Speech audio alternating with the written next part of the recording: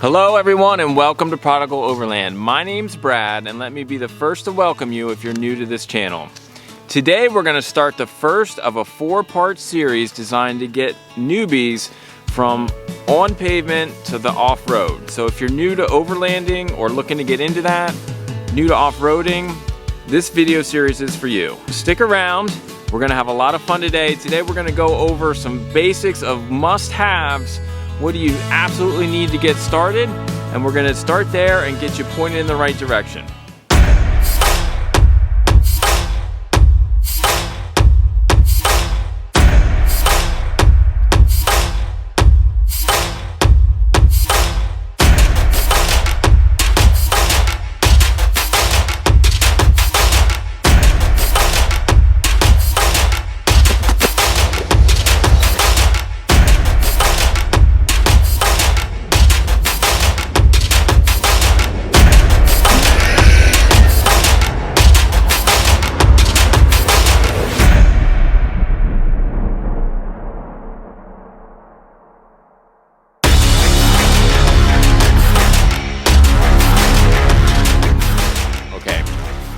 Before we get started into this, I want you guys to think of a tree, okay? One of these, what are they called? Tree diagrams or something. You start here and it kind of filters out what I need, okay? Up at the very top, first things I'm gonna mention are things that you absolutely need. So we're gonna hit those first. Then from there, we're gonna kind of branch off and think about what you need as a person, think about what your car needs, and we're gonna kind of filter down through that. And then we're gonna think about you, your personality, what you like to do, where you live, and kind of filter things that we want to consider from there. So that's where we're going. Let's get started. So let's say you don't even have a rig yet. Maybe you're driving around a Honda Civic or a Toyota Prius, some small car, but you want to get something that's going to help you get off-road. And you're thinking, what do I need? Do I need a Jeep Wrangler? Do I need, I don't know, a Land Rover? Do I need a Toyota 4Runner? Jeep Grand Cherokee? What do I need? Look at, is this going to be a daily driver? Am I getting rid of my other car and this is what I'm going to get?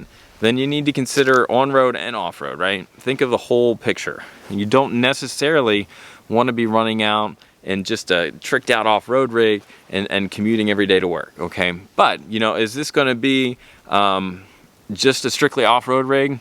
And if so, again, depending on who you are and what kind of funds you're dealing with, it might not be a bad idea just to get a reliable, older model, used vehicle. If you've seen some of our videos, and I think you'll find if you've done any off-roading, the more you do, the more you want to push the vehicle.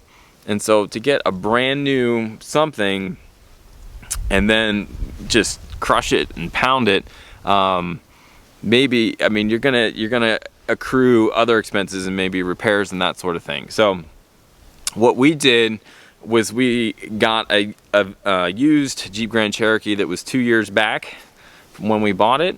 We got a really good deal on that. So even, you know, I wanted something reliable, so I didn't want to get real old because I'm not super mechanically oriented. So I got something just a couple years old that I could get for significantly less. So maybe that's something to consider. Now, if you are mechanically minded, you love working on cars, then get something old, okay? Something you can fix, something that's reliable. The one nice thing about getting a used vehicle that's maybe 10 years old is you can go back and look up what's the reliability on this engine, on this transmission over the long term. Something you can't necessarily do with, let's say, a Jeep Gladiator at this moment, okay? Something that's a newer model. But at minimum, what you're gonna need to get yourself, whether this is gonna be a daily driver as well, or just an off-road rig, is you're gonna want a few things. So let me quickly go down to them. They're probably not gonna be too new for people, but let's just get them out of the way. First thing you are going to want to have is a 4-wheel drive vehicle. Highly, highly recommend a vehicle, a car, a truck, an SUV that's got 4-wheel drive. The next thing you're going to make sure, besides the 4-wheel drive, is that you have a high clearance vehicle. You need to get yourself up off of the road a little bit to give yourself clearance underneath. And you really also are gonna absolutely want a good set of tires. Now, as far as the tires go, you know, this is where you're kind of, depending on how you plan to use your car or truck or SUV, will inform what kind of tires you put on this thing, okay? If this is strictly going to be an off-roading vehicle, it's gonna be even maybe trailered out to where you're gonna use it, or it's just sole purpose is off-roading, getting a big aggressive tire like a mud terrain tire might be the way to go, okay? You also really need to consider where are you going to be wheeling, where are you going to be getting off-road. If you plan to be the kind of person that's just staying to where you are, okay, local to your area, where do you live? Are you in a desert? Are you up in the mountains? Are you out like we are in a national forest right now? Okay, because the location where you are primarily going to be doing your off-roading is really going to inform what kind of tires you stick on your truck. So what do I mean by that? Well, what you're going to find with different off-wheel tires and the lug configuration is if you go with something like a mud terrain tire, you're going to have these big, gnarly, heavy lugs that are going to give you excellent traction and grip off-road. But if you're using them on road, they're going to be very noisy, and you're going to be trading on-road comfort for off-road capability. But if it's only going to be used in that way, then that's not a bad way to go. For us, we have all-terrain tires on ours. We are running the Falcon Wild Peak AT3 tires. I've been very happy about that. We do have a review video on that. I'll put a link up here for you. And you can see that video if you haven't seen that video. But because we're using our Jeep Grand Cherokee as basically a daily driver, we take this thing all across the country. So we're on highway and we're off-road. So we went with an all-terrain tire, which is going to be a little bit noisier. And honestly, the Wild Peaks have not been bad at all on road. I mean, not at all. But then we still have the off-road capability. Okay, another thing to consider, and something that I see along with your tires, is your wheel size. On some of the forums and stuff, I've seen some guys saying, you know, I've got 20-inch rims, you know, or they have low-profile tires, and they're asking, you know, is this good off-road? Quick answer to that is no, not really. When you go off-road, you want to make sure that you have your side profile on your tire, that you've got plenty of space there. Now, if you've got 20-inch rims and you've got a 35-inch tire, some massive tire on that, and you still have plenty of sidewall, then you're good. But if you've got these low profile tires that you run when you're on road and you're thinking, hey, let me take this off road, there's a couple things you need to know. Okay, number one of the big things we do when we go off road is we air down our tires. Okay, and the reason for that is it increases the tread, like the amount of surface area touching the actual road. When you air down, you've got essentially a flatter tire that's hitting the ground, and that gives you more traction. So if I'm already at a very thin sidewall and I try to do that, I'm basically going to be driving on my rims. The second thing about going off-road is you're going to hit more rocks, you're going to hit more rough ground, okay? So picture a tire that doesn't have a lot of air on it, and now we're just hitting the rims. Not only will that potentially damage your rims, but even if your rims are fine, what you're going to be feeling inside the cabin, you have nothing there to take those shocks. The tires can really help offset some of that off-road jarring. So once you have your four-wheel drive vehicle, you've got high clearance, you've got good tires, your wheels are appropriately sized, what do you do next? Okay, and really what I like to think of when I think about this is you really have two things going on. You've got the man and the machine, right? So when we go off-road, we want to make sure we're bringing things to keep us healthy if we have an emergency, and we want to be able to handle a few basics if we have a mechanical issue. So think man and machine, we've got two columns. Let's hit the man column first. This is one area that Lauren and I actually can do pretty good, coming from the health field. Things that you need, okay? Just remember, you might be going out for an afternoon, a weekend camping trip, and things might not go exactly how you have planned. You might have a mechanical issue, something might happen with your machine, somebody might get hurt, so you need to have along with you the basics to handle that. So, under the man category, things that you need.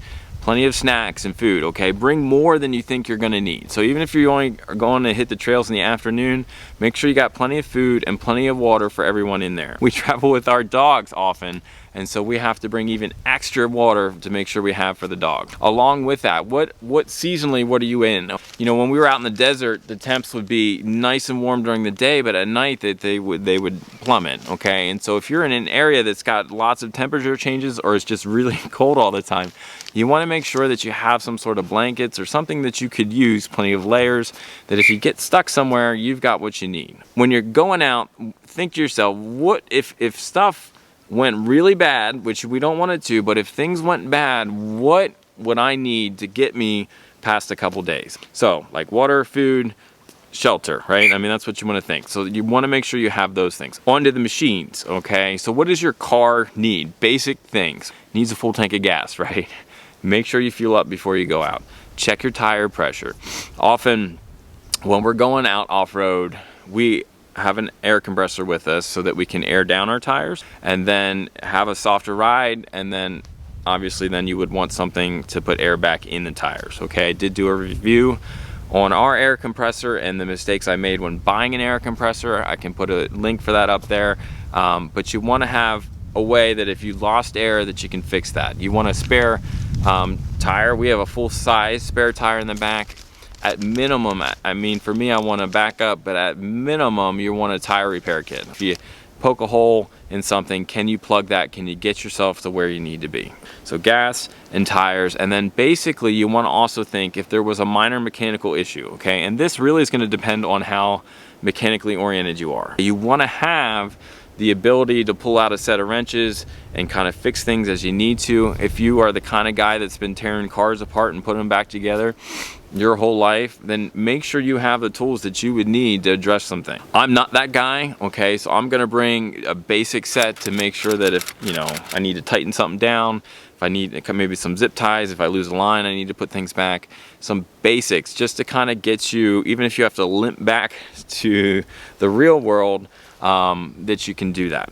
Also on the machine list, what you're gonna wanna really consider is getting yourself a recovery kit of some sorts, okay? For us, that includes a recovery strap, you know, something that if someone came along, we could hook to our Jeep and they could pull us out, shackles to make that kind of thing happen. So even if you're not rocking a winch, you wanna have that. We also went out and got, they're called recovery boards. And actually in our next video, what I'm gonna do is pull out all of our gear and kind of show you what we use so that, you know, if you like what we use, you can look at that.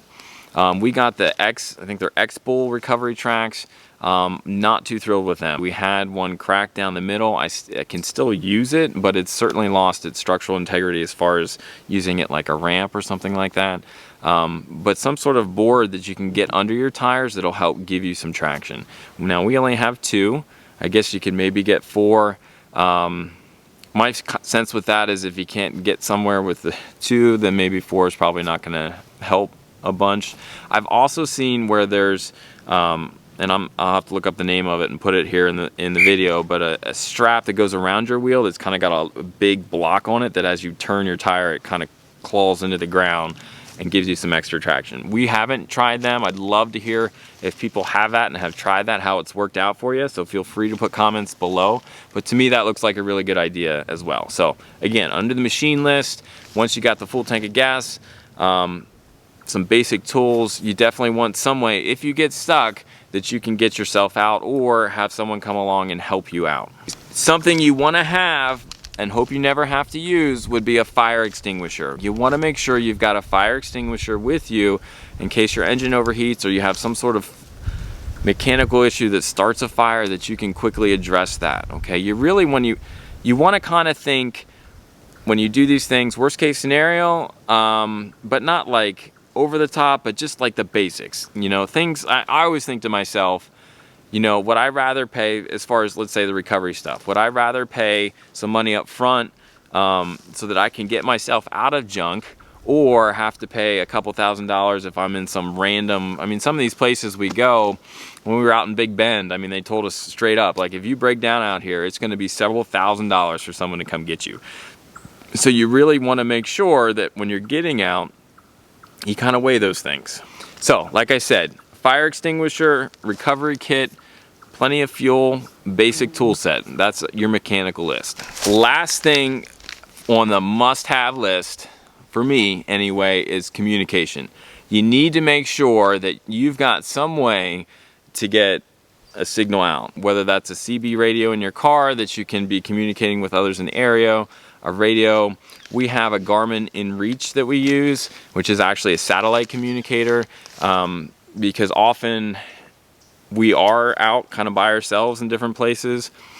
And so, you know, there was one time we were out in the national forest in New Mexico. We had 0 cell service. We kind of had told our folks this is where we're going to be, and we were fine. But we were there for like a week, thinking like, what if there was an emergency back home?